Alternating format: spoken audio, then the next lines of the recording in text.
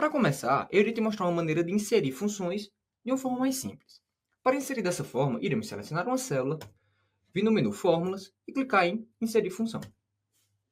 Ou ainda, nós podemos abrir essa mesma página, clicando na célula e simplesmente vindo na barra de fórmulas e clicar nesse FX, Inserir função.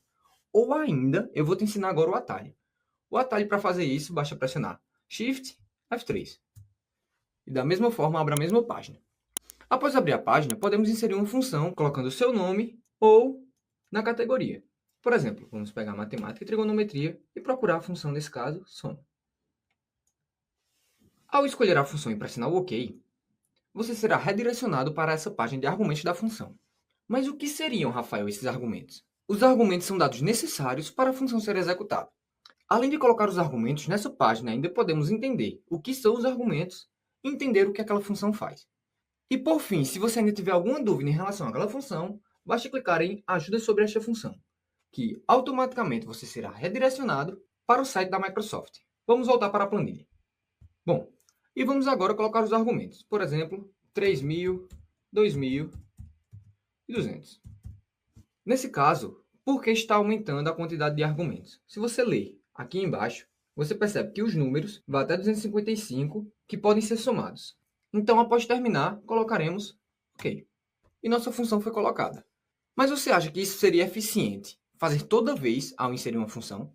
Não, não é. Mas se você não é habituado a utilizar alguma função específica, esta é uma ótima maneira de começar a usar. Beleza? Por essa primeira forma não ser tão ágil para inserir uma função, eu irei te ensinar agora outra forma de inserir. O primeiro passo para inserir dessa outra forma nós já sabemos, que é colocar o sinal de igual no início da célula. Beleza, né? O segundo passo é colocar o nome da função. Rafael, eu preciso saber decorado todos os nomes das funções? Bom, você pode colocar as letras iniciais do que você está procurando e ao fazer isso, o Excel vai tentar te ajudar. E a cada letra que você vai colocando, o Excel vai te mostrando as funções que existem com aquele nome. Por exemplo, vamos colocar S, então todas as funções com S serão aparecidas, depois O, então todas as funções com SO serão aparecidas e assim por diante. Agora é importante você se atentar a um detalhe. Os nomes das funções estão sujeitas ao idioma do seu Excel. Beleza? Então, se você estiver com o idioma inglês, provavelmente não existirá a função soma. Será a função sum, S-U-M. E vamos refazer o exemplo anterior. Vamos procurar a função soma. E ao encontrar, para eu não colocar todo o resto do nome, eu irei, com as setas do teclado, encontrar a função que eu quero e pressionar a tecla Tab. Ao fazer isso, o Excel vai completar o nome da função para você. Mas tome cuidado. Vamos voltar novamente. Se eu colocar soma, selecionar com a seta qual quero a função e pressionar Enter, vai dar errado. Então, eu sei que isso pode confundir às vezes, mas sempre utilize o Tab. Tab, e agora sim. Para finalizar, precisamos passar os dados que serão executados na função, da mesma forma como fizemos na página de argumentos da função.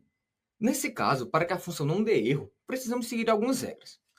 O primeiro passo é colocar os argumentos entre parênteses logo depois do nome. Ao pressionar com Tab, o Excel vai colocar automaticamente para você. Então, depois do parêntese, o Excel nos pede os argumentos.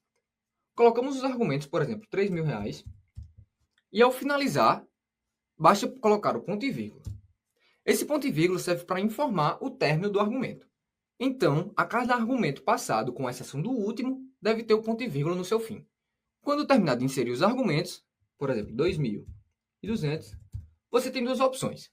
A primeira é fechar o parênteses que está aberto, depois de soma, ou simplesmente pressionar a tecla Enter. Ao fazer isso, o Excel vai fechar automaticamente o parênteses para você. Bom, mas ao colocar o nome da função, vamos voltar novamente. Ao colocar o nome da função ou clicar nos argumentos, o Excel vai te mostrar o que é necessário nesses argumentos. Nessa função, por exemplo, números são os necessários. Número 1, número 2, número 3 e assim por diante. Mas em algumas funções mais específicas, é mostrado uma breve descrição do que será passado para aquele argumento. Mais à frente iremos entender melhor isso. Além disso, você percebeu que apenas o primeiro número não está entre colchetes? Todos os outros números estão. Isso é o Excel te informando que só precisa de um argumento obrigatório para aquela função funcionar. Todas as outras informações que estão entre colchetes são opcionais. Ou seja, se você colocar somente os valores obrigatórios, a função funcionará sem problemas. Rafael, entendi que existem duas formas distintas de inserir. O que você me recomenda utilizar? Uma dica que eu uso na forma de inserir funções é a seguinte: se você estiver habituado a utilizar essa função, eu escolheria digitar o nome da função como fizemos na segunda forma e colocar os argumentos na própria barra de fórmulas. Por exemplo, como fizemos agora, podemos colocar tanto na barra de fórmulas, como por exemplo também na célula. Mas se você nunca utilizou a função ou não tem muita afinidade com ela, é mais interessante utilizar a página de argumentos da função, pois nela você poderá entender corretamente o que significa cada argumento. E se ainda assim não fizer sentido para você, basta pedir ajuda para a Microsoft.